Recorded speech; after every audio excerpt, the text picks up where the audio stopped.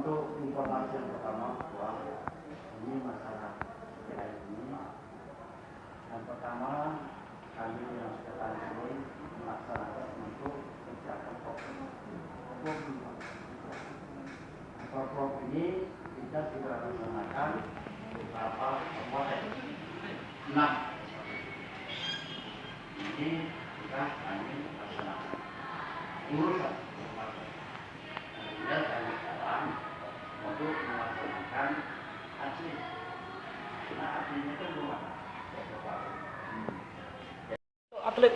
Ya, jadi kita Latda itu tanggal 14 di launching di Gede Agung, dibuka oleh Pak Gubernur. Sebelum tes event, insya Allah pada kawan-kawan nanti hari Kamis kita akan tes fisik seluruh atlet 133, kecuali yang di luar kota. Nanti dia virtual, kirim di panitia teknisnya 2 hari, Kamis dan Jumat. Tentu kita lihat start dari mana fisik atlet ini.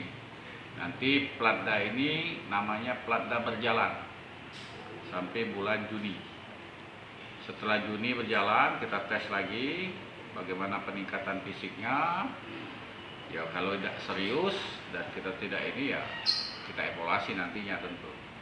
Nah, dari Juni sampai pelaksanaan PON itu sudah kita mulai Platda terpusat, kemungkinan besar di Jakabari tempatnya. Dari rangkaian itu kita lihat lagi memantau itu ada 10 cabur yang masih tanda tanya besar, karena sampai sekarang PB PON baik pun Menpora maupun PON di pusat belum mengeluarkan keputusan resmi dipertandingkan atau tidak 10 cabur itu. Nah, tentu 10 cabur ini kalau tidak dipertandingkan ya kita ada 2 medali emas yang akan melayang gitu. Pertama balap sepeda, yang kedua ski air. Nah, tentu ini tidak kita harapkan.